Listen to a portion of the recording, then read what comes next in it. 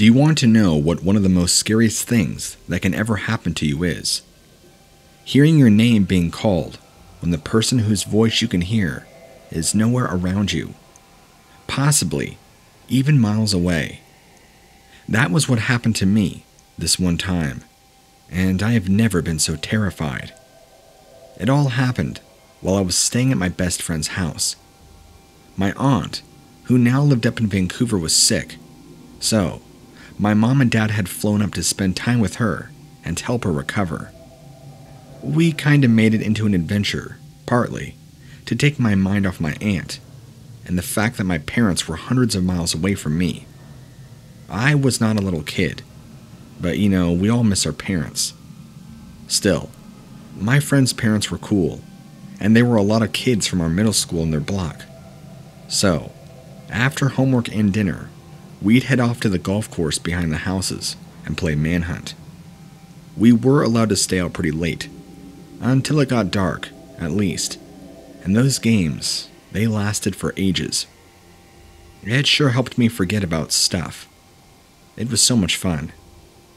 One evening, I had found an amazing hiding spot, about as close to the fence on the golf course as I could manage, squeezing myself into a ball and feeling pretty good about not being found for quite some time.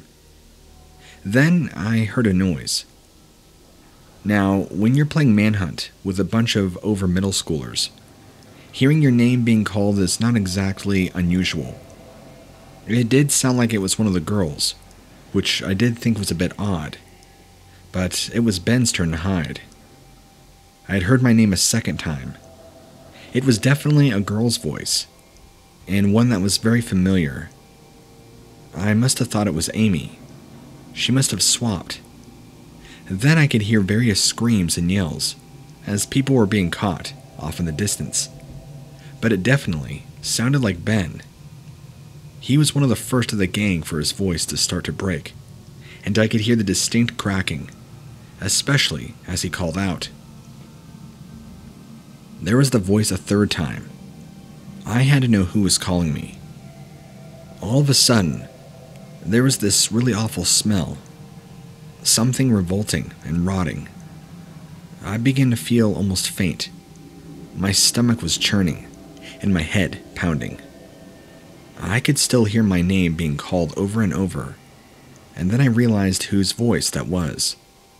My mother's. I could really clearly hear my mother's voice calling to me deeper in the woods, miles and miles away from where I knew she was, as I'd only spoken to her just a couple hours ago. And that smell, it was burning my nostrils. The next thing I remembered was my friends looking down at me, concerned looks all across all their faces. My buddy Will resting his arm on me. Once they'd gotten home, I told Will and his parents what had happened. They just looked at each other as I explained. The sound of my mom calling my name, the smell, the feeling of wanting to faint. They asked me if I actually saw anything. That got me thinking. I was imagining that they were going to just look at me pitifully, thinking the poor kid just misses his mom. Now they're asking if I had seen anything. I told them no, but I did smell something and hear something, even feel something. They looked at me in what looked like relief, which I found surprising after what I had just told them.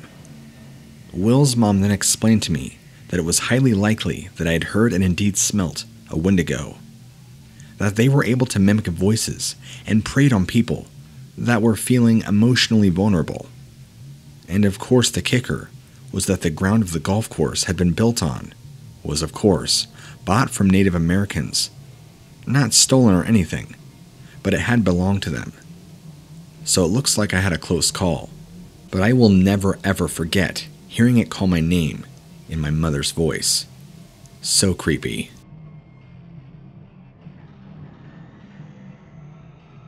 Back in the 80s, I had an amazing job in the local video store. It was virtually every high schooler's dream, and I got all the cool kids coming in and asking to rent the R-rated videos while I was on my shift. I won't even tell you how many dates I got for from promising copies of Night of the Living Dead for parties. For some reason, the owner thought we should stay open extra late during the summer months, as if people would suddenly decide at midnight that they needed to watch the latest chiller. This also meant by that time I locked up. It was often closer to 12:30, and the roads were usually always deserted. I've had to watch out for various wildlife running across the road as I drove the 15 minutes back home, usually gulping a Slurpee to try and keep myself awake. So, when I saw the thing on the side of the road to start with, I thought that I was either imagining things or I'd finally lost it. It looked like something straight out of one of those movies. It was disgusting. Spiny, curved, skinny. In fact, it wasn't even skinny. It was more skeletal, like a walking skeleton. It was horrendous. A large head, and what appeared to have antlers even, and also faintly glowing eyes. It appeared startled by my headlights, which I had on my full beams, so I got a pretty good look at this thing. I couldn't tear my eyes away, despite it being the most monstrous looking thing I'd ever seen. Suddenly, it moved, and although it did not seem possible, this made it even more disturbing, as despite being stood on two legs, it scurried across the road in front of me on all four, like some form of messed up four-legged crab. You know that classic scene in The Exorcist, where Regan walks down the stairs all bent over backwards. It moved in front of me just like that, and then it was gone. It still stands out as one of the most messed up memories I've ever had. Honestly, I didn't have that job too much longer after that, and I always took a different way home. I know I might be an old-timer now, but that's a story that always sticks back in my mind as an encounter with something strange.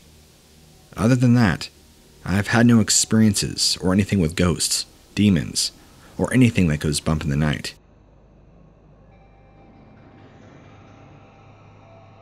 When I was 14, my parents made me go to summer camp.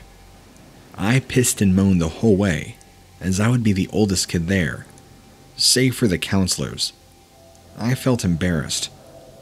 I'd love to tell you that I was wrong, that I grew as a person that summer, or fell in love with somebody, or had my first kiss. But that's all BS. I had an awful time and hated every second of it.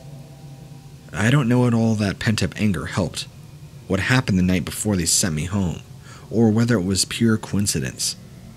But it was the single most terrifying thing I have ever experienced in my life. Being the oldest there, I should have some sort of privileges, some kudos or having some sort of activity so many times. I mean, after all, I felt I was old enough that I could practically run the camp myself.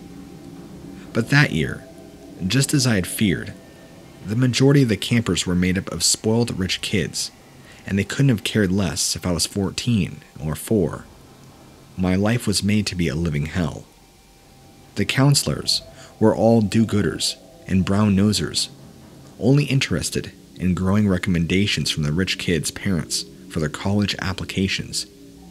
So, I spent as much time as possible in the woods behind the lake, just alone. I'd either sneak off and deal with the inevitable reprimandation later, or head down there whenever there was a designated free time. It was during one of those times when I should have been attending some lame luau thing that I snuck away from. Anyway, when I got down to the lakeside, hiding in the trees and praying it would be some time before I was found, I'd also snuck some cigarettes down there and was enjoying a nice smoke when I heard a noise. Your typical crunching, and I thought I was caught. Perhaps a counselor had followed me. So I quickly put out my cigarette and popped a fresh mint in my mouth. I tried to sit as quiet as possible, hoping they did not see me and force me back. They didn't come any closer to start with, and then I was hit with a horrendous smell. It was awful, like a mixture between rotting food and somebody who let their dog go to the bathroom in their yard and didn't bother to clean it up. A couple of the smaller kids aren't too fond of cold showers, but I honestly couldn't think of anybody in the camp who would give off this kind of stench. I sat there thinking at last, whoever this was wouldn't be able to smell the cigarette smoke when I saw it. It stood near the lake, the light from the moon illuminating whatever form it had. It was tall and thin, and it almost seemed to appear to be like a walking skeleton. It actually looked like there were bits of skin hanging from several bones. Despite being very tall, it was hunched over, like its spine was bent or curved somehow. It had a head. Well, the best I can describe would be like the head or skull anyway, of a deer or an elk, with huge antlers. It didn't have any eyes that I can make out, just these deep black sockets. Its mouth appeared to be slightly open, but I couldn't tell if it was full of teeth. I imagined it was, though. It looked in my direction, the smell enhancing as it closed in on me. It didn't make a sound itself, just the crunching of the leaves as it walked towards me. Somehow, I pulled myself together, and I ran, as fast as I possibly could, back to camp, straight into the middle of the luau, in the arms of the head counselor, and then I just screamed and screamed. They eventually managed to carry me to the sick, and called the doctor and my mom. The doctor arrived and gave me something to make me sleep, and my mom drove down to get me in the morning. I didn't even tell them what had happened, apparently. They'd taken one look at me, and known something bad had occurred, and that I needed to go. When I told my mother, after we were safely home, miles and miles away from that camp, she told me off for sneaking away, and said it was most likely that I had seen an emaciated deer. Yeah, right. As if. I never forgot that image or that smell. It's been burned into my memory forever. And wouldn't you know, just a few years later, when I was feeling brave, I did a little digging out of curiosity. That camp was built on an old territory. And you know what? One of the ancient evil creatures from their traditions is the Wendigo. You do the math. Building things on Native American territory seems to not work out too well. Of course, this is all just speculative, but isn't it quite a coincidence that I had my experience?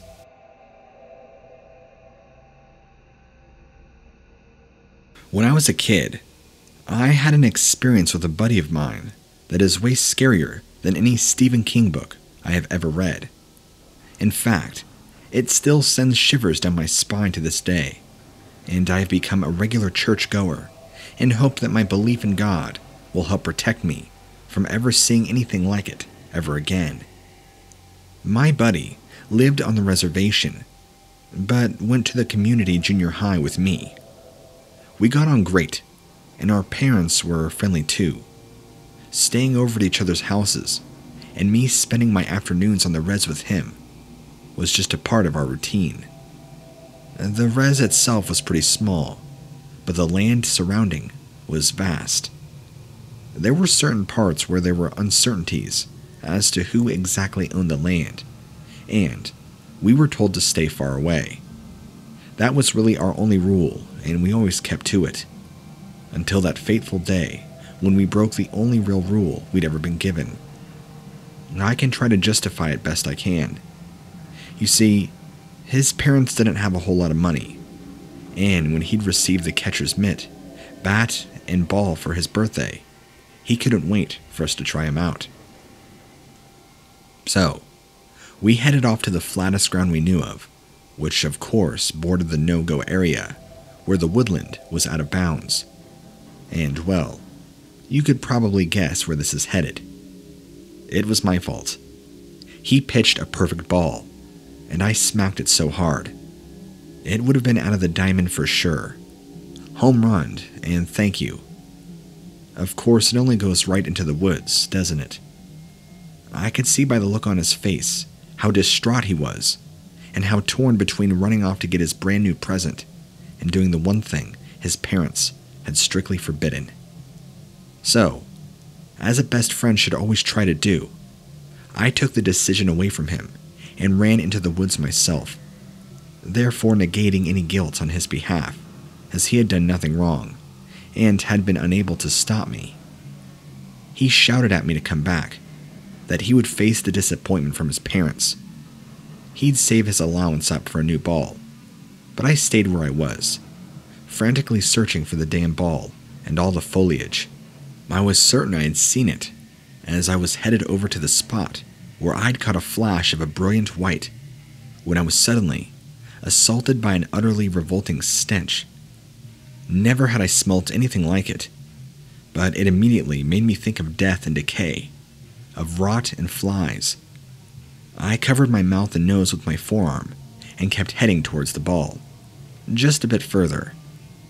I had almost reached it when I heard a snap from behind me, followed by what sounded like heavy breathing and an almost sort of quiet roar, if that makes any sense. Now, I was afraid right then, but because I thought it might be some sort of animal, maybe there were bears or wolves in the woods, and that was why we weren't supposed to come in here. Carefully turning around to see what kind of horrendous lion or something. When you're in a state of fear, your imagination runs wild when you're a kid. I was seeing what was awaiting me, but when I turned around, this wasn't an animal. It was not a person either. My friend heard me scream and ran as close to the edge of the boundary as he dared, screaming back to me to run. For just a moment, though, my feet didn't comply, despite every inch of me knowing I had to leave right there and then, or I would actually die. Of that there was no question. The thing in front of me was death incarnate, a two-legged creature with the skeletal body of a man, yet the head and antlers of a buck. Its eyes were a dull yellow, and seemed to be at the time 8 feet tall, if not larger. It seemed to snort, and it raised an arm, and thankfully, my legs decided to play ball, and I ran back to my buddy, and we sped off as fast as we could, all the way back to his house, crying and running. We ran straight into his kitchen, where I hurled myself at his mom, whilst he began screaming, using his native tongue that I had only heard a few times before. But I made out one word very clearly: Wendigo. Now, before I continue, in their language they actually have a word for Wendigo, and I don't even know it. I mean, I've heard it, but not enough to be able to repeat it or write it down. But after time, I've been able to learn that they have their own name for it. But I was able to make out that he did indeed say Wendigo, because afterwards, someone came to the house and did some sort of ritual. What I assumed to be was a medicine man. I was told he was very special and was here to help us. It did calm me down, but it unfortunately did not abate the nightmare that fueled me for years later. Thankfully, this didn't disrupt our friendship. His parents were amazing, and mine chose to respect them and allow me to partake in this special cleansing rite. You bet your bottom dollar that we never ever went anywhere near those woods again. I'll ask him about it sometimes still, and he still tells me the same thing. He's convinced it was a Wendigo, and refuses to teach me their native word for Wendigo, in fear that I'll somehow accidentally use it, and call this thing to him or us.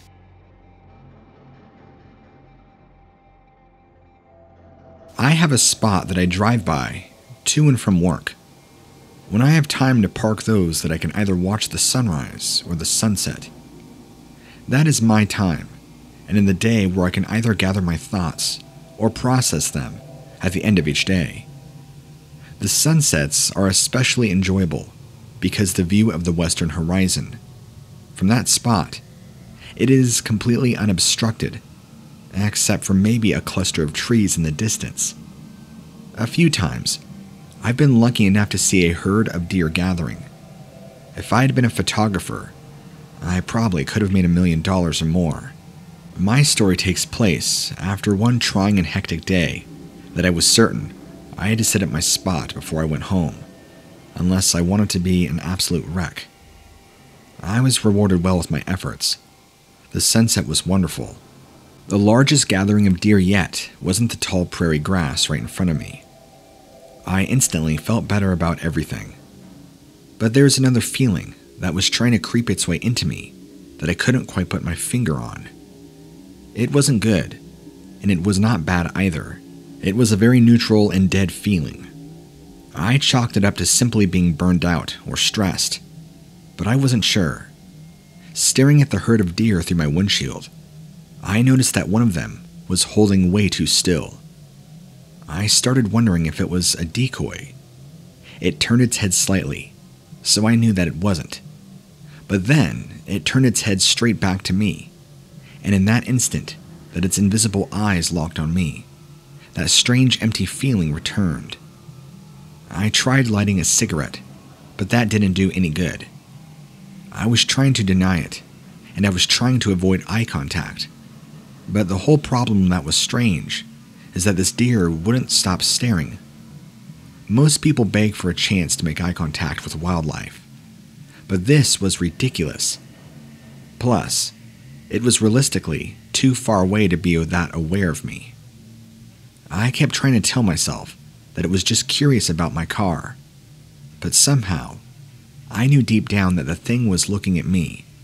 The light of the setting sun had turned into a silhouette, so that it was difficult to make out its individual features. This animal began to slowly step forward, towards my vehicle, until it had left the herd and was in my personal space. That was when I could see just how skull-like the deer's face was.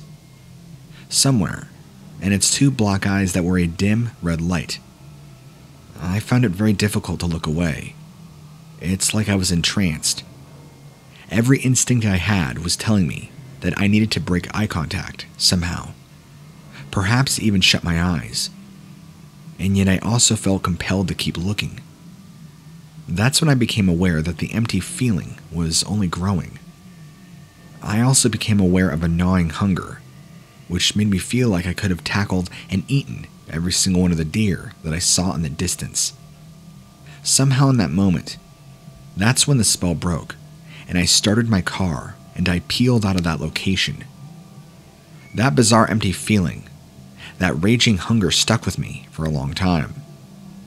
I wasn't sure what I was looking at, but that deer, if that's even what it is, was trying to make me into something, or at least something about it was making me into something that I didn't want to be.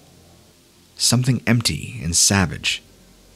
Maybe you can help me and cue me in on what exactly I had encountered that day.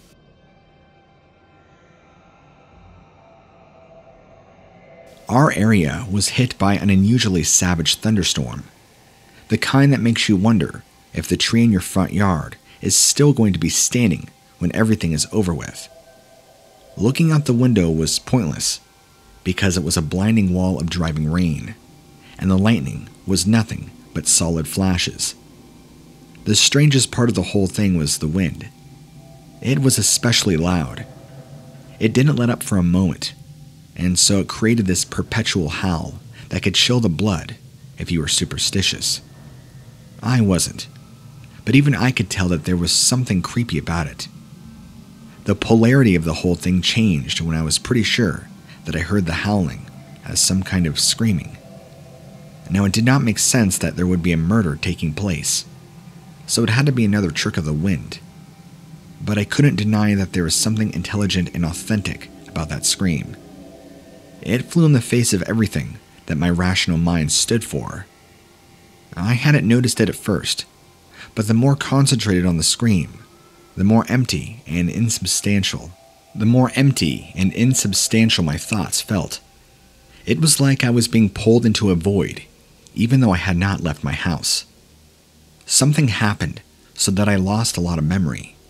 But all I know is the next thing that I remember is that I was outside in my backyard, in the torrential rain, looking for whatever was making that horrible screaming noise. And I did find an unexpected source. It seemed to be standing very high over me, as if this thing was 12 feet tall. It seemed to be covered in tattered hair. It could have been animal skin, or a person, or something. The most vivid part of the whole thing was its head, which appeared to be the skull of a deer, or a shape of some other kind of grazing animal, apparently.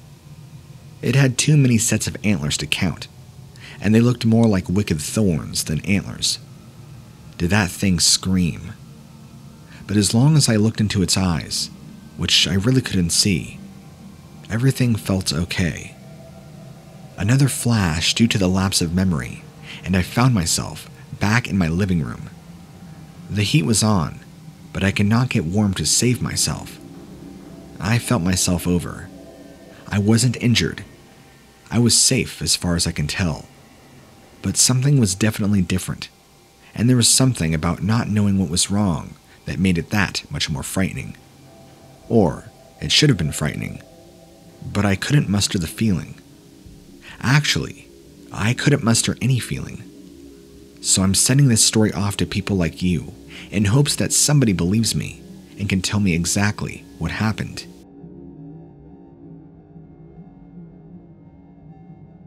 I'm a park ranger in a relatively small park, but that doesn't mean that nothing ever happens. I've received a buzz over the walking about the possibility of somebody acting strange at the north end of this park. The description of the potential subject was a young girl who was walking strangely and making even more strange noises. So I rolled up to the road to find out what the matter would be. Like I said, it's a quiet park for the most part, so I wasn't in a big hurry. I found out later that the time made all the difference, and I should have taken it more seriously in hindsight. The first thing that I saw was one person leaning over the body of another.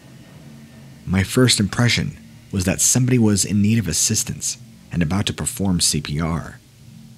Turned out rather that the person on the ground was a victim, and the girl leaning over the body was straight up trying to cannibalize this person.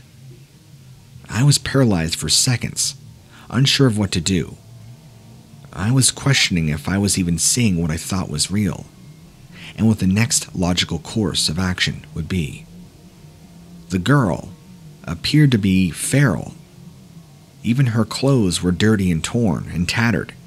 She was covered in dirt and looked like she hadn't eaten, or looked like she hasn't been a part of society for years. I got out of my car and shouted to get her attention. She was too absorbed in trying to kill him. I drew out my pistol. When that didn't get a reaction, I fired a shot into the sky. She looked at me, and that's when I saw how empty she looked. Her eyes.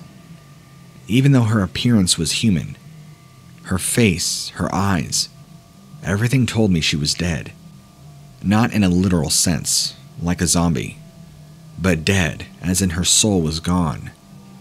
She seemed lifeless, but she moved, and she wouldn't listen, and I'm ashamed to say that I was forced to fire at her. I did 2 more shots in the air as a warning, but she kept coming at me, and she looked like she had every intention of hurting me in any way. So, I put her down. No sooner had she crumpled to the ground when I saw a tall, imposing figure watching me from the distance. It was hard to say exactly how tall they were, but it looked to easily be over 8 feet. It also seemed to be adorned in a headdress of some kind, dark, tattered clothing. A very strange sensation came over me when I looked at it, and it looked back at me. So much so that I had to force myself to look away. When I quickly looked back, it was gone. I've had encounters with a few things that when I described them to others, they told me that I had just come walking across something called a skinwalker. But this seemed to be different. I've never met a skinwalker that compelled others around me to eat human flesh. So, I'm submitting my story to you in hopes you can help me by getting my story out there, and maybe getting some light shed on what sort of creature or demonic anomaly I experienced.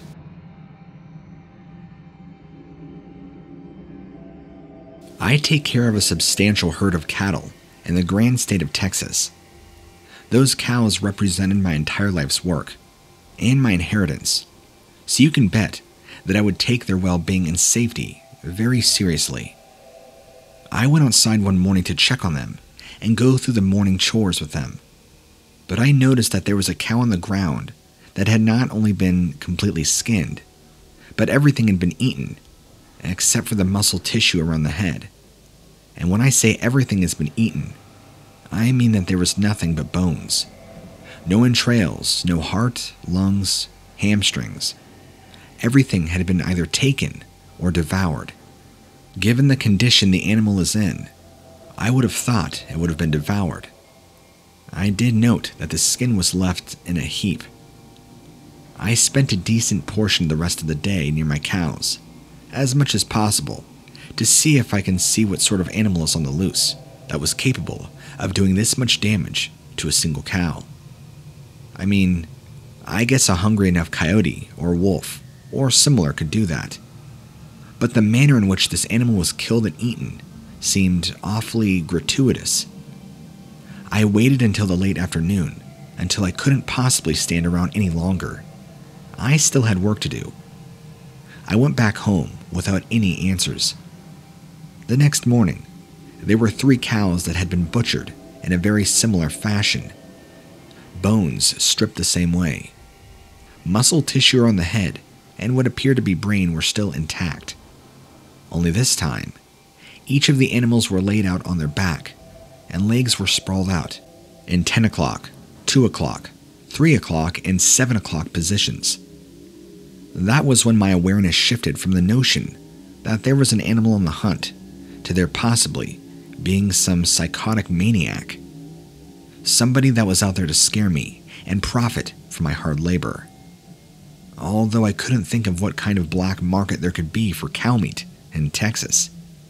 The next morning, things progressed to an even worse degree.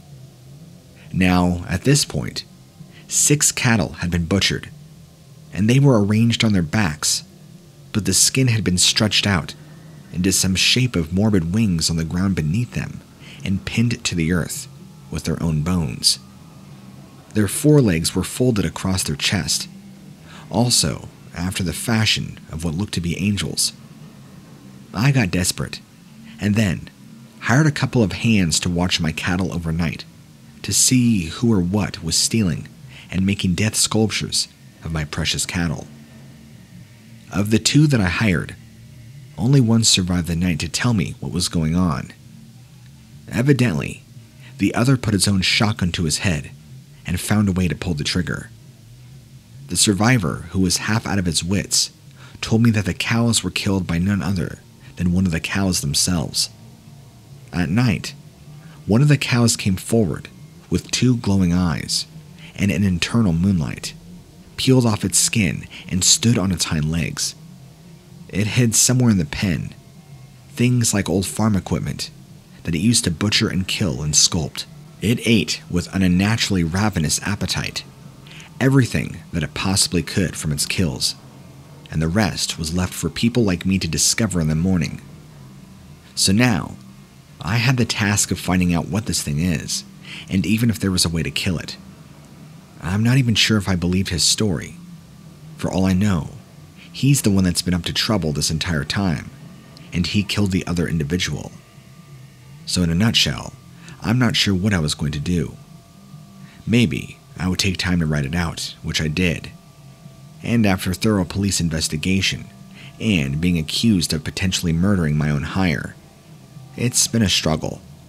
Some close family friends of mine have stepped forward recently and have told me what I'm dealing with is in fact a Wendigo. Is this true, or is something crazier going on?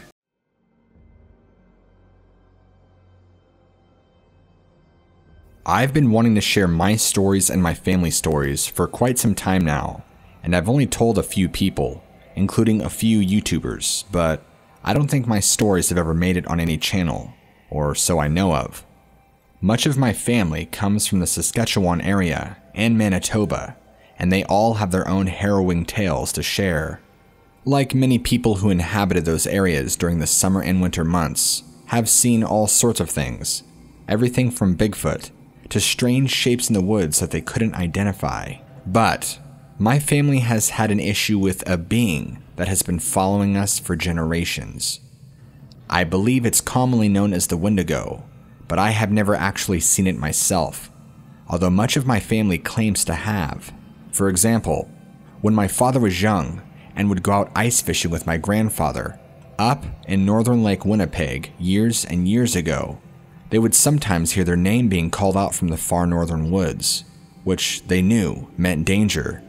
They would see ghastly apparitions at the forest tree lines, calling them, baiting them back in of their long-lost relatives.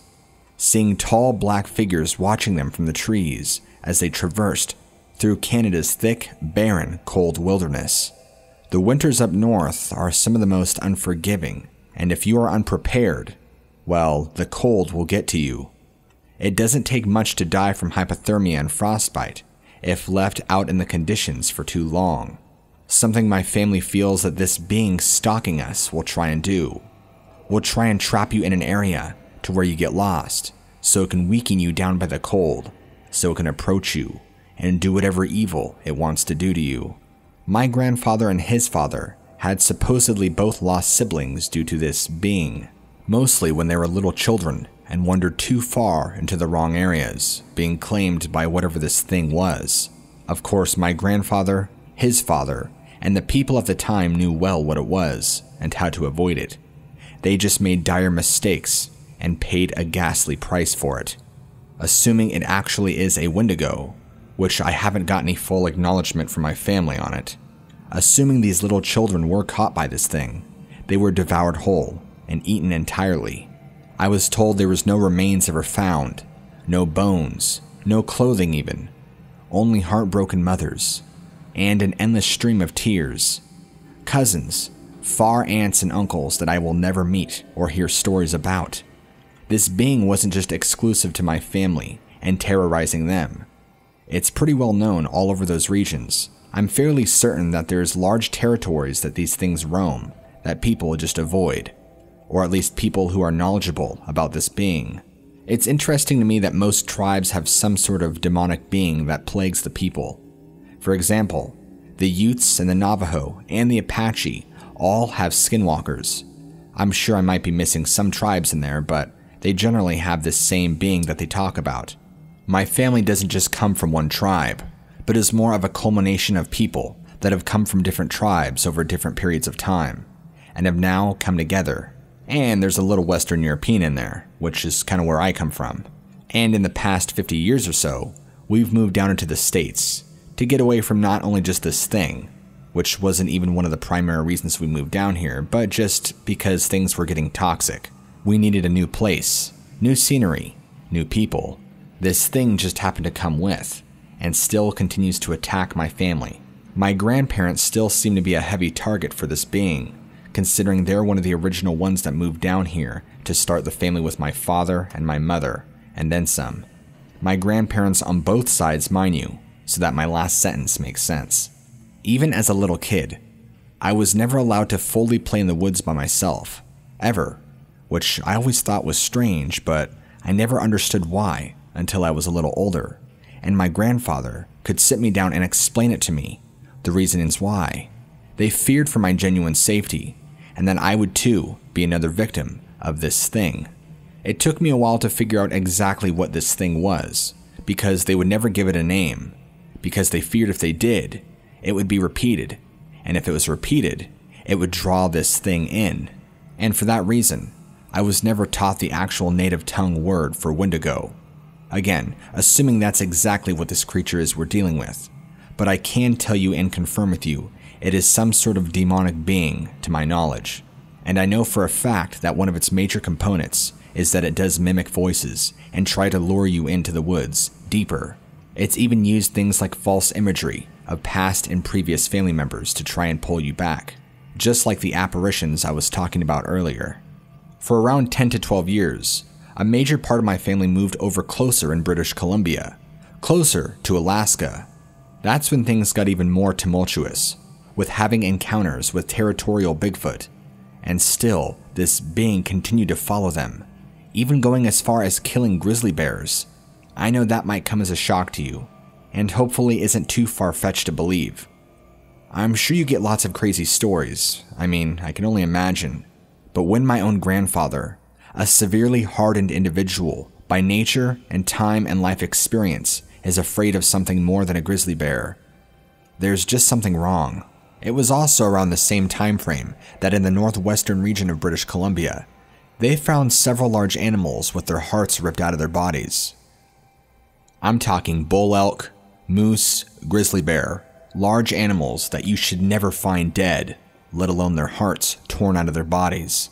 Now, I understand this could also be due to in part of the territorial Bigfoot that were in the area, but there just seemed to be a looming eerie presence around these bodies when my grandfather discovered them. It was a different feeling than the Bigfoot, which, by the way, he never taught me the word for them either. Supposedly, this demonic beast would follow us around, ripping the hearts out of larger animals to consume and absorb its power. It's one of those things where I've had to ask myself, okay, is there actual truth to this, or is this just Native American lore? But my grandparents and the rest of my family are very stern, serious people. There's no room or time for games or stories or making things up. They've never really been about that, and even the culture that they are enriched in and have grown up in doesn't really support that either. Their purpose of telling me these stories isn't to woo and wow me, it's to warn me.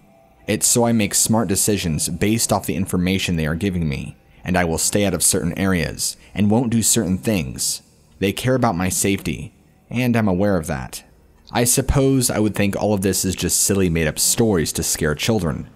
But I've done my research. I've looked into stories done by other people who are native to not only that territory, but specific tribes from those areas. And unfortunately, at least for me, they all have their own share of terrifying tales and stories from dealing with the same creature, at least described by the same actions. From the sounds of it, Skinwalkers down in the southern regions of the US can mimic and kind of do the same things a Wendigo can do, but I feel that they are vastly different creatures, at least as far as my understanding goes. But if you really want a bulk of the horrifying stories, you gotta go back to the late 1800s, in Western Canada. That's where a bulk of all of this started, to my knowledge. Reportings of an evil cannibalistic spirit, people being lured into the woods and killed by what they thought were familiar voices, seeing ghastly figures from a distance, being grabbed and drug away to never be seen again, only to having their bones found many months later, and their remains never fully discovered. I guess it kind of makes sense, us moving down here in order to partially avoid this creature, and the fact that we can't even do that. We're still dealing with the same problem. I don't know if it has to do with the fact that there's more of them, or what. Or, are we being followed by the same being, hunted, just like deer? What does it want with us? And why is it so insistent on tormenting me and my family? And even though my sightings and encounters with this thing have been very minimal compared to that of my entire family, there's a reason. I stay far out of any woods I can. I don't enjoy camping, or hiking for that matter, because I'm always in fear that this thing is going to show itself, or make an appearance somewhere along the way. I feel the constant need to be looking over my shoulder, and being constantly aware of my surroundings, never feeling fully comfortable, and I don't ever feel that I can completely let my guard down. Sometimes I wonder if there's a reason that this evil spirit has targeted specific families and people. Does it have anything to do with black magic?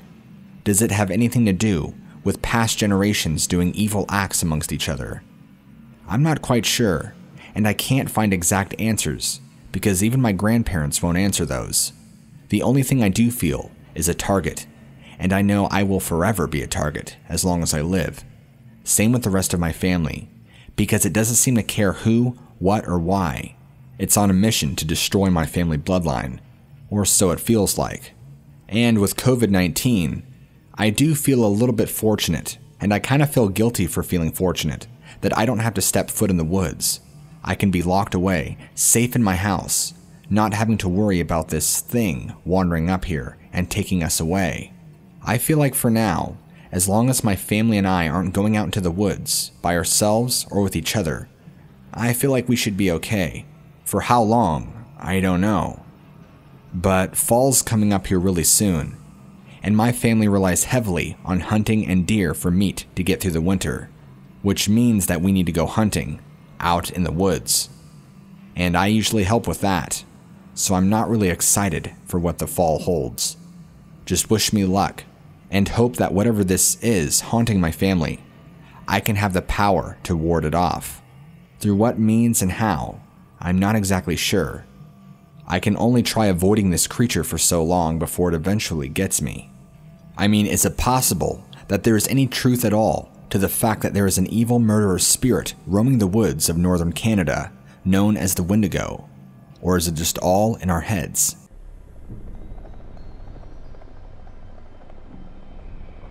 I used to live out in the country, up north in Canada, far out in the sticks. You had to bike or drive to go anywhere, aside from a small little taco stand. At night, it would get pretty dark too. With my mother and stepdad, we had a few small dogs and a cat. I was often left in charge of all of them. I was kind of resentful for all the extra work, on top of my schooling and homework. But I loved the animals, so I couldn't blame them too much, unless they made a huge mess. Then I'd be pretty ticked. But that's not the entirety of why this is relevant. What is that I would routinely take them out, all before going to bed.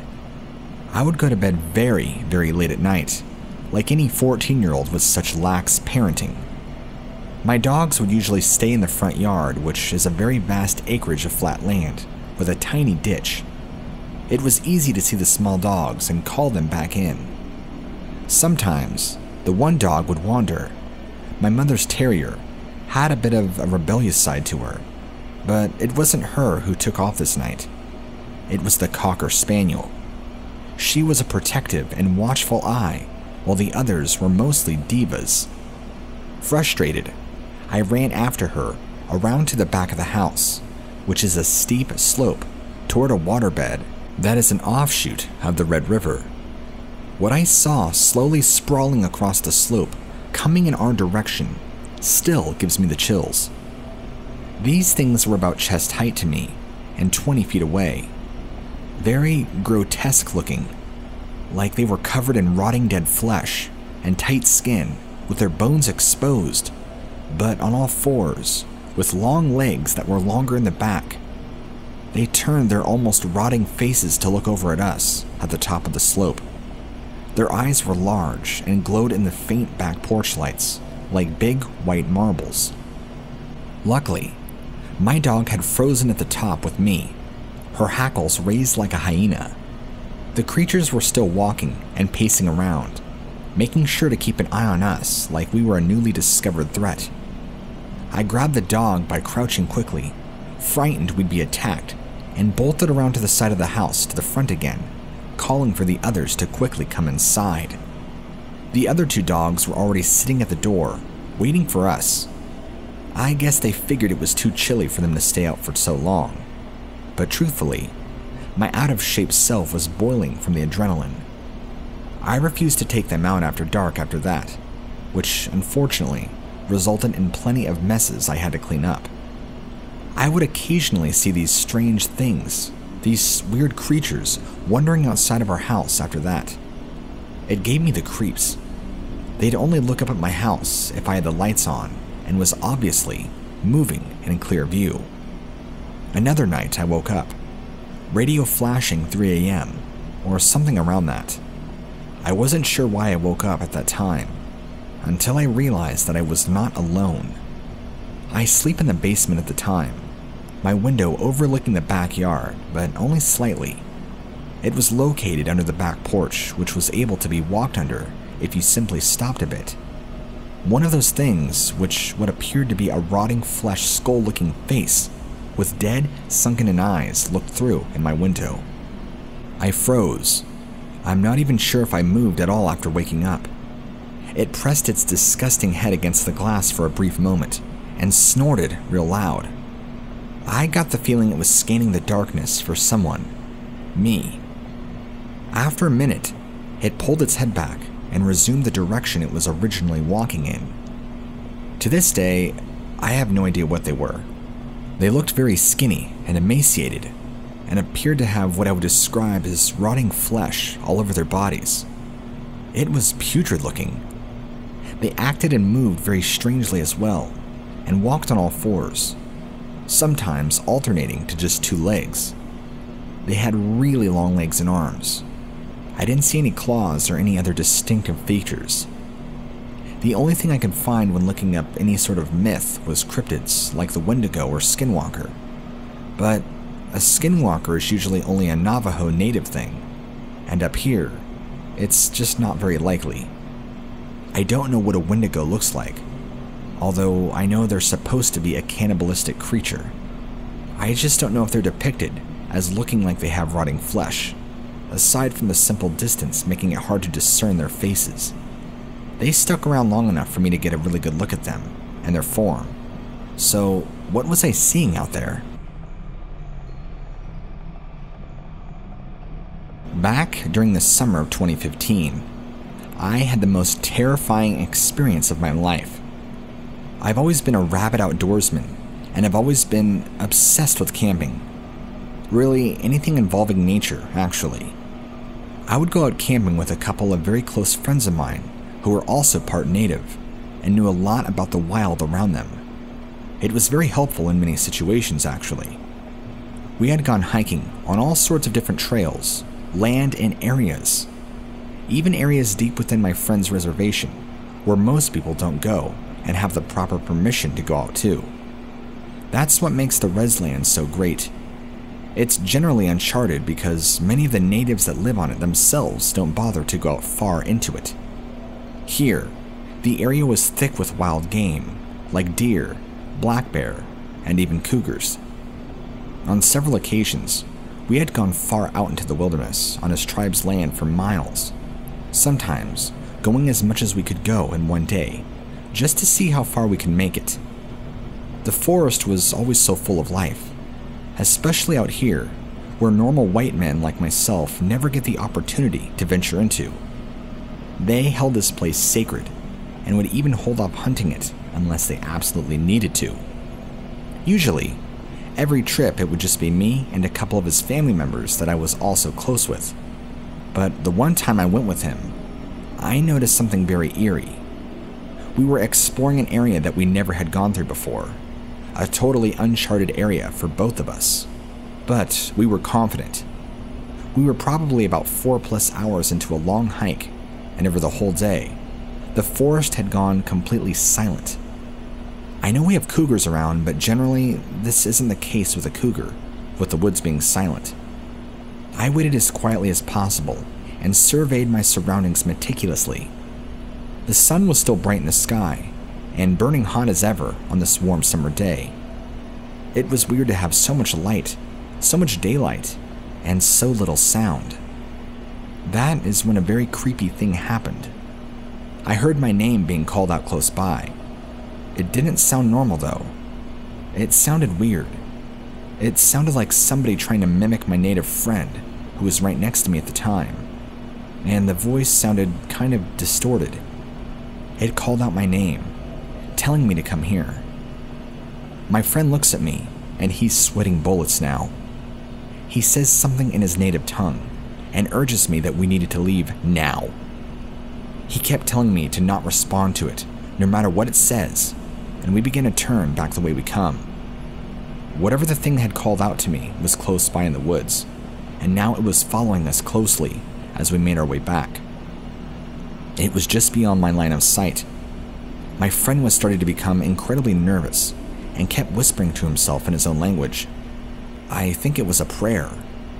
I kept asking him what's going on, what's calling my name, but he wouldn't respond directly.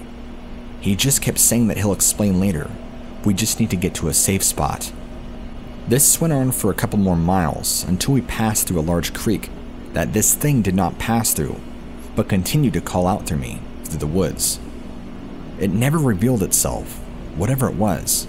There were these strange wooden structures, I guess if you wanted to call them structures.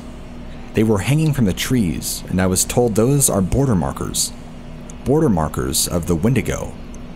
We hadn't seen them before because when we crossed the creek earlier, It was an entirely different area of the creek, and the area that we didn't have the markers, so we didn't realize what laid ahead of us. We made it safely through the other side, and within no time actually made it back to where he was staying, just a few more hours of hiking. So maybe we were definitely more than 4 hours out. Once we got back, I could get him to thoroughly calm down and relax. He told me that what had happened was we came upon a Wendigo's territory in the woods. He should have known by the feel of the energy around us, but chose to ignore it because he thought his gut was misleading us. Wendigos are cannibalistic creatures that lure you in and devour you. Many have been lost to these creatures, even more during the night. They can read your thoughts and mimic those who are close to you in order to lure you in, trap you where they can get you. Had we gone just a little further into the woods, it would have gotten us. He had me freaked out by telling me all this stuff. His brothers and family confirmed this to be true with me right there and told us it's very dangerous to be in that area of woods. There is a reason that many of their people will not venture out into these places because, plain and simple, that's Wendigo territory. That is why his people and family only go out there hunting for food if they absolutely have to, because they know there is such a large risk involved in going to these places. You know, thinking back on it, the utter silence of the woods was incredibly disturbing to me, at least in this context. I've been in those situations before, where a mother bear was around with small cubs, but never like that. And I don't recall the woods going silent like they did there. You could hear a pencil drop, it was so quiet. To this day, Wendigo or not, I can't be 100% certain of what I encountered. Could it have only been a bear, or maybe something else, and my friends were overreacting? Possibly. But if that's true, then what was calling out my name and his distorted voice? And why was it following us so closely the entire way back to the creek, where there is supposed territory markers? It just didn't make any sense. That was one of the last times I went super far into the deep woods, and probably won't be going back anytime soon.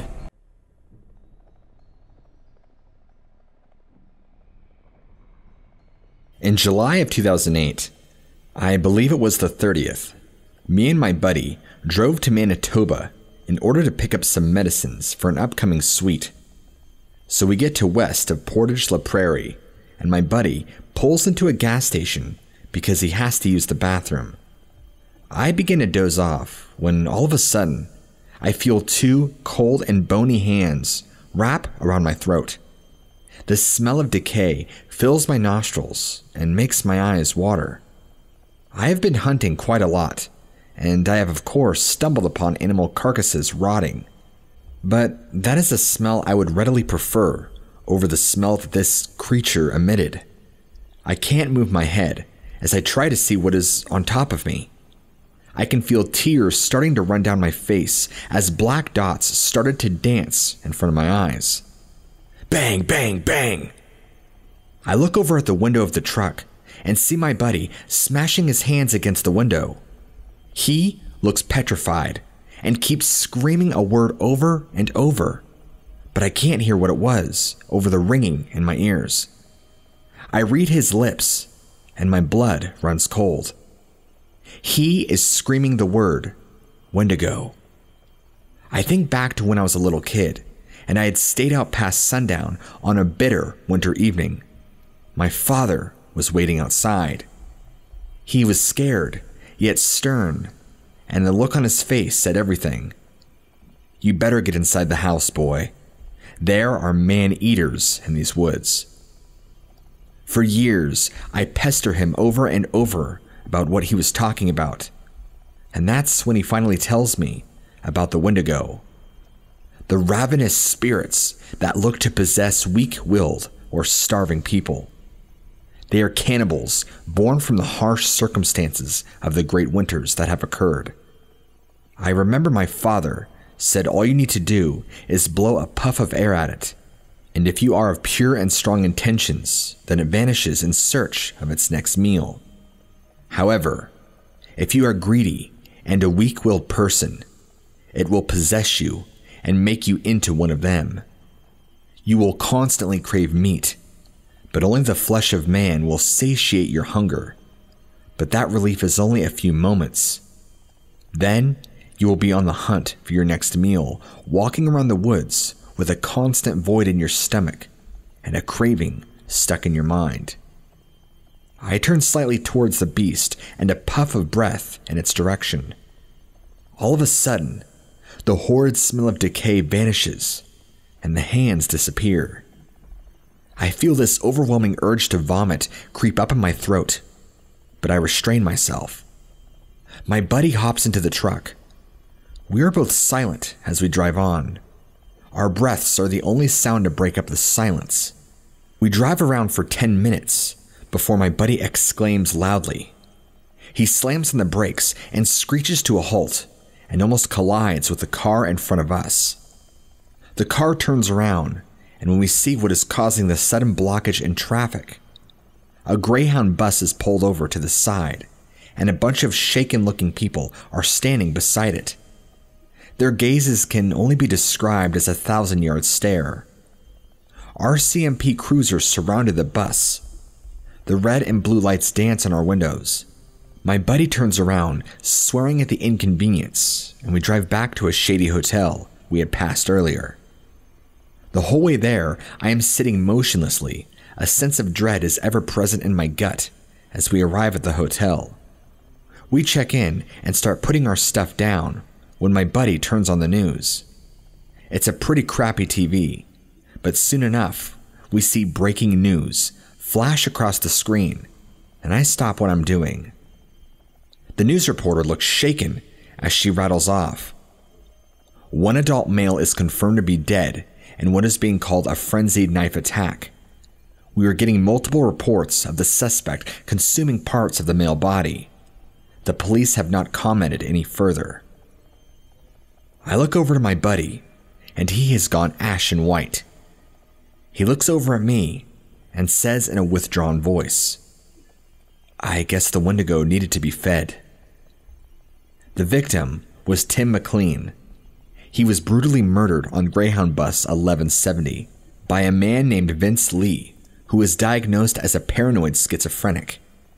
He told investigators that God told him to kill Tim.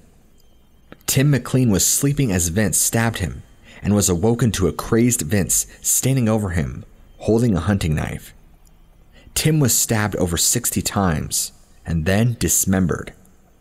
Vince consumed parts of his head and actually stuffed chunks of Tim into his pockets. Want to know the best part? Vince Lee was released with a new name and no criminal record. He was diagnosed as a paranoid schizophrenic and was excused from his actions. So all of the Americans that complain about your justice system, be thankful that they at least give out appropriate sentences for individuals like these. To this day, I wonder if Tim could see the crazed Wendigo staring back at him as he looked into his killer's eyes, begging for mercy.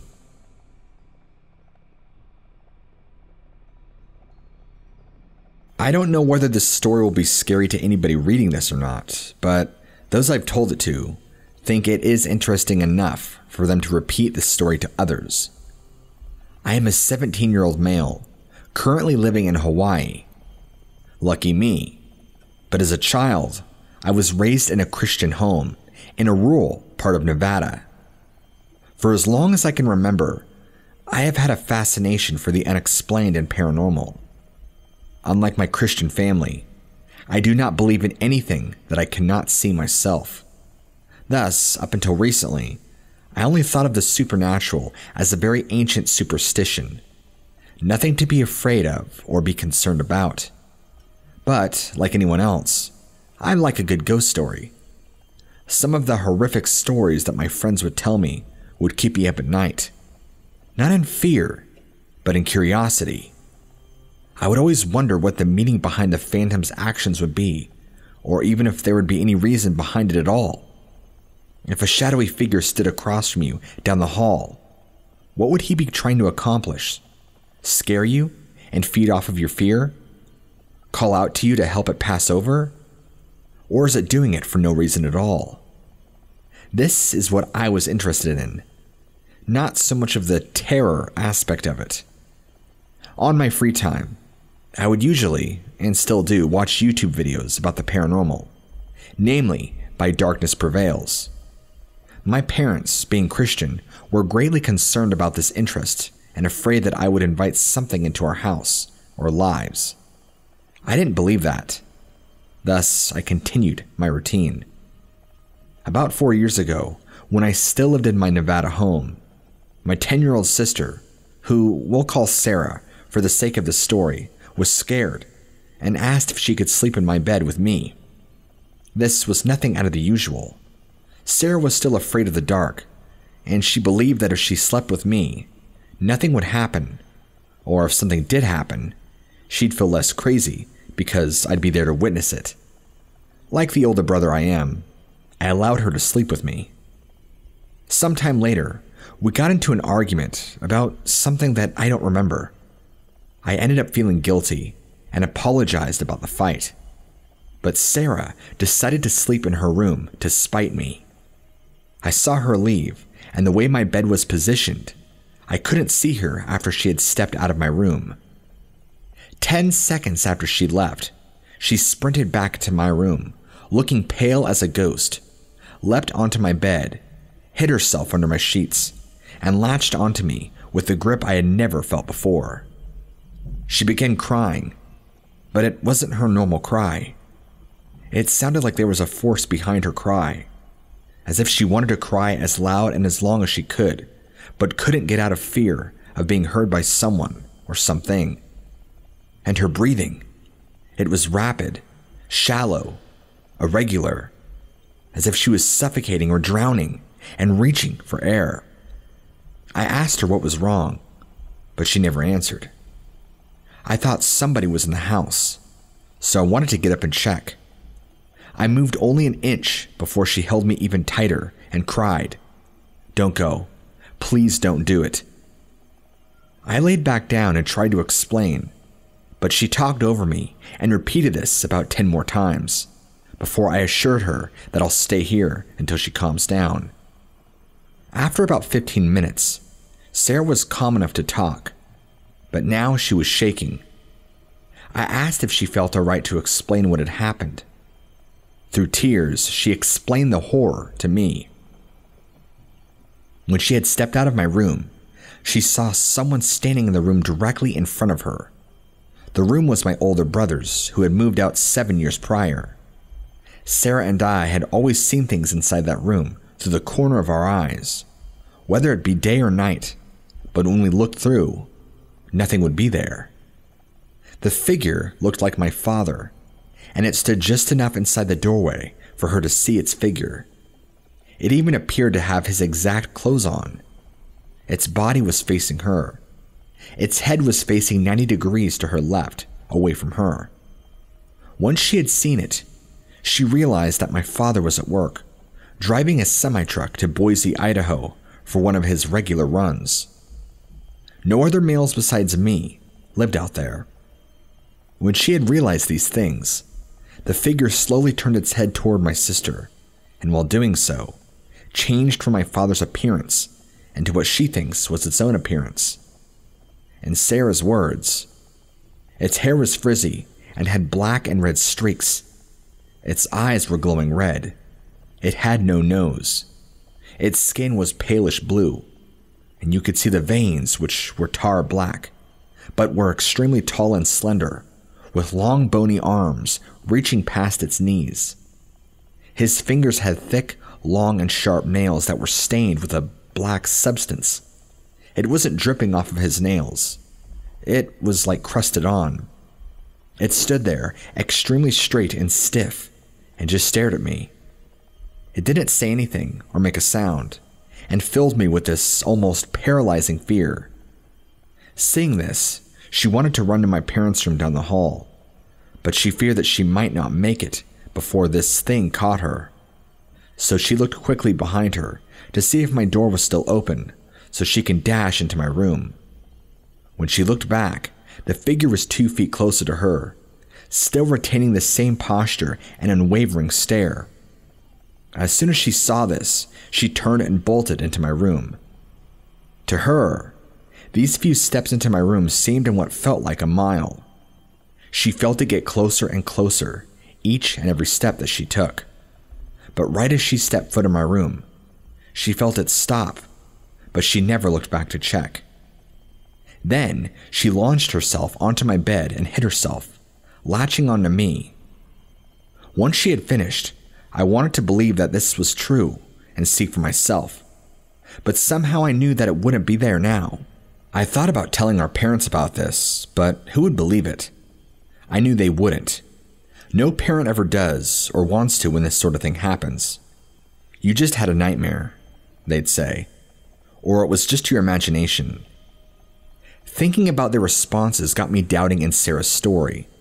But the utter terror and exhausted look that my sister had made me dismay my own doubts. Eventually, we decided to tell our parents. I went first, of course, with her tightly hanging on behind me. When I left my room, I didn't see the figure, which I knew was going to happen, and made me feel relieved and bummed at the same time. Upon reaching our parents' room and telling them about it, they said the exact things I predicted. My sister, once hearing their response, snapped and began yelling through sobs to them. What was I thinking? I should have never told you. You never would have believed unless you saw what I saw. I thought by telling you, you would comfort me. But instead you're sweeping it under the rug and telling me that I'm crazy. Sarah is a sweet and respectful girl. She never raised her voice at our parents, even if she wanted to. So this caught our parents' attention and fully woke them up. They realized through this outburst, my account of the event, that this was indeed true. My mom called a pastor. It was then 12:51 a.m. to come and bless the house. The pastor came and prayed, burned incense and other rituals to cleanse our house. I didn't believe any of this worked, but it made my sister feel a little more at ease, so that made me feel better. My parents and Sarah never told anyone of this, still believing it could be some imagination, and I only told a few close friends when they would sleep over. Fortunately, we moved 2 years later to Hawaii, leaving that thing behind. Although other things, such as bowls falling out of the cabinets by themselves, or random but ghastly screams have happened, nothing ever occurred, before or after. That was as serious as this. After this event, I wanted to know what my sister saw, so I searched online for what it could be. I thought that it could be a Wendigo, a rake, or Skinwalker. But all of those things would have killed my sister, and probably all of us, if it was any of those things. If you think you know what this could be, please tell me, and thank you for hearing my story.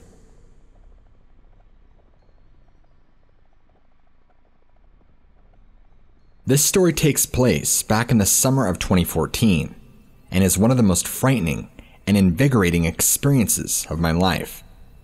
I've always been an avid outdoorsman, and have always loved the woods and camping, and really anything that involved being deep in nature. During this particular summer, I was thrilled to have met a coworker whom loved the outdoors as much as I did. He was half Native American and half white, so I took to him, calling him White Bear. He didn't mind and even embraced the name. It wasn't too long after meeting him that he invited me to go camping on his family's land one weekend, and I was exuberant. This parcel of land was over 5,000 acres and had been owned by his Cherokee family for a few generations. It had a couple of square miles of nothing but woods and swamp that teemed with game such as wild boar, black bear, and white-tailed deer. I met up with him at his house, and before departing for the woods, we took an inventory of what we had. His 12-gauge, my Welsh longbow, a few hatchets and a bowie knife, along with a tent and some food and water. We had plans to track and maybe hunt some game early the following morning. When we arrived at his family's land, we parked my car and hiked a mile or two into the woods. It was beautiful and lush. The forest was loud with birds and smaller animals chirping and whatnot. Eventually, we found what seemed to be the perfect spot for setting up a campsite. White Bear set up with his shotgun to see if he could bag a squirrel or something for our dinner, while I dug a fire pit. A few minutes after digging into the ground with my knife, I stopped a minute to catch my breath and wipe the sweat off my face when I noticed the forest had gone silent. Having been an experienced woodsman, I knew that when birds stop singing, it's a usual sign that there is a predator nearby. Without hesitation, I grabbed my longbow and put my bowie knife in its sheath on my hip. I waited as quietly as possible and surveyed my surroundings meticulously. The sun was going down at this point, and White Bear had been gone a while, and I thought it best to go looking for him. I was certain he hadn't gone far, but I wanted to make sure that he was back at camp before dark. It wasn't long before I found one of his tracks in the mud and began following his trail. I came around this curve in the woods where I couldn't see around the bend due to the fact that it was too dense with brush. As I rounded the thicket, I began calling my friend, but received no verbal response. I had been calling him for about 30 seconds or so when the bushes in front of me started rustling like something big was attempting to pass through them. I called out to White Bear thinking it was him, but with no response. I raised my bow with a 3-bladed arrow already notched and drew it back, ready to loose. Eventually, White Bear's head popped out and he looked at me with a startled look on his face. "Don't shoot," he said loudly. I was relieved that it was him and asked him why he didn't respond to me. He said there were deer signs in the area and he didn't want to scare them away. We made our way back to camp just as the sun set and started to cook some beans and talked about past camping and hunting experiences that we had had. He and I both had a lot of stories to share since we both already had seen a lifetime of adventure, it seemed. As the night went on, White Bear started telling me some of his family's stories of demonic creatures in the woods that took on the form of wolves and deer, and I was fascinated by the such. I had never heard of the Wendigo or any cryptid really besides Bigfoot. After a while, my eyes grew heavy and I decided it was time for bed. White Bear, however, insisted on staying up and keeping watch. I remember thinking he was a bit paranoid, but still did not mind the notion of it, and even said I would take a turn on watch in a few hours. I fell asleep with the peaceful sound of crickets and various birds and other insects playing a symphony all around the woods. It was around 3 a.m. that I awoke to White Bear shaking me. Dazed and feeling like I just awoke from a coma, I was having a hard time realizing what he was trying to tell me. In a whispered tone, he said something I'll never forget in verbatim. "Dude, something is pissed off." I attempted to comprehend what he was saying, but was still out of it. I finally woke up fully when I heard a sniffling noise just outside of our tent. Whatever it was sniffing the air around the ground, one after the other, repeatedly. From its snorts, I could tell it was something big. At the very least, it was the size of a black bear. Just 10 seconds after I was awoken, it started going ballistic. It stomped loudly like an agitated horse as it trumped around camp, now snorting loudly. Its snorts were wet, like that of an animal that had a cold. We sat there listening to it as it circled our tent until it stopped just 4 feet beside the back of our tent. The animal seemed to stand still. White Bear and I looked at each other with the same look to get ready because we thought about it and was about to charge us. White Bear pumped a round into his shotgun and I grabbed my bowie knife and we sat there waiting for what felt like a cursed hour. I was pumped with adrenaline and excitement, but also a deep sense of dread, like this would be the last fight of my life. After about a minute of silence, I made the choice to yell out, and I mustered every bit of bravado I had in me, and it was barbarian-like. White Bear joined in, and we carried on the yells and shouts for a few seconds, and then stopped. We heard the animal turn away and start running through the thicket, screeching at the top of its lungs. What made this eerie is that it sounded like nothing we had ever heard. I still remember it very distinctly to this day. It sounded bird-like, but also very guttural, like what you'd hear from a bear During that moment, my brain was thinking I was listening to a raptor from Jurassic Park. That's honestly the best way I can describe it. We were both frozen in terror as we listened to it crash through the woods as it screeched into the night. It took us a few minutes to compose ourselves, but once we did, we grabbed our weapons and a flashlight and looked around camp. Nothing was out of place, and we really couldn't see much of our surroundings due to the forest being so thick that the moonlight wasn't any help. We crawled back into our tent and sat up talking about what had just happened. Again, we were both experienced woodsmen, and White Bear was a seasoned hunter, and he said he had never heard anything like that, like what we had just did. We pondered the possibility of it being a large wild boar, and that was certainly possible, but that wouldn't explain the screeches that it made. Not to mention, wild boar in this area are very timid and avoid humans like a forest fire. There was also the fact of how it sniffed the ground, and then the air. That behavior is very bear-like, but black bears don't stomp like that. Its movement was more akin to a horse. I also mentioned how the animal crashed through the woods as it fled, with as little grace as possible. It sounded far too large to be a deer, and the deer are very shy of humans here, because this land gets hunted on all year round. We did manage to fall back asleep after a while, and awoke just as the sun was rising. With the morning sun highlighting our campsite, we looked around the area for tracks. We found everything from deer tracks to raccoon prints, and our campsite looked like it had been ransacked. Our food bag had been tied up 12 feet in a small pine tree the night before, but was now on the ground and scattered. The mud and dirt around us had all been disturbed, but we can find no other tracks. After breakfast that morning, White Bear and I went on a morning hunt before leaving that was uneventful. Fast forward to a month later, and I was over at White Bear's house, preparing for an afternoon of shooting on his land. He was really eager to show me a picture on his computer that his uncle's game camera had taken just a few days prior. He opened the image, and I could see it had been taken during the day. At first glance, it looked like a brown smudge of mud on the camera lens that was taking up about 60% of the picture. He pointed out to me that that was looking at was brown fur.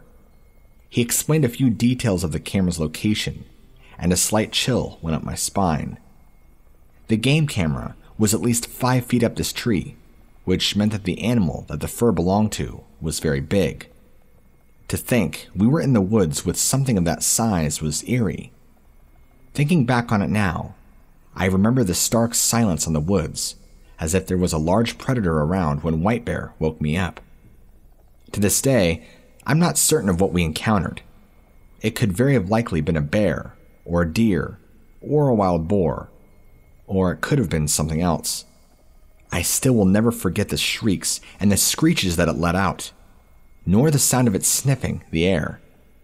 This was perhaps my most memorable camping trip. Since then, if I go to that area of the woods, I've got my trusted 30-30 level action rifle with me. I live on the Kentucky-Tennessee border. My house is in Tennessee, and our backyard is half fenced off and half wooded, and continues to a collapsed barbed wire fence that separates the states. I like to go exploring out there. During the summer, everything is in a shadow of green, and in the winter, the blanket of snow is incredibly peaceful. I assume the land belongs to a farmer, because there are crop fields not far off. After you pass the collapsed fence, I keep going another 10 or so, maybe 20 yards, until I hit a small clearing in the trees. I don't go too far out, because I don't want to risk getting shot by some crazy redneck. As an added defense against possible hunters, I always go out in my bright red jacket. I like to go out and explore the terrain. There are many sinkholes and fallen trees to explore. Sometimes I'll find bones and feathers that I use in my art. One winter, I went out past a small clearing, something I'd never done before. I was in unfamiliar territory. Thinking back, I don't know why I went out further. Curiosity, maybe. But after, I left the clearing and went into the thick woods. Again, I immediately felt uneasy. But I had chalked it up to being in a new place and the higher risk of getting caught trespassing. I decided to put in an earbud to calm my nerves. I had a playlist specifically made for wandering in the woods. After a few steps in, I noticed that the bright white snow was a light gray now. The trees, even with no leaves, were closer together than the ones near my house. So much so that they were making it darker than usual. And for some reason, I determined that turning up my volume would make me feel better. The exploration song from the Caroline movie was playing. Fitting, I know. When the song ended, there was a second of silence before the next song started. In that second, I heard a distant scream. Thinking I'd been found by the owner of the property, I pulled my headphones out. I looked around to try and spot the source of the noise, but everything was quiet, except for the slight buzz from the music out of the earbuds. I began to back up and turn to continue my exploration, but when I was completely around, I heard the scream again. But it wasn't distant this time. It was loud. It sounded like a mixture of a man and a beast, hollering in pain, right behind my head. I whipped my body around and leapt back, but there was no ground, and I fell into one of the deep gullies. I saw a dark blur as I fell, and then I blacked out. When I awoke, I was being dragged across the snow. The back of my head felt warm and wet. Everything was moving in and out of focus. I moved my gaze towards my feet. Someone dressed in all black was pulling me by my ankles. But something was off. It appeared to be wearing antlers, but they were unnaturally large.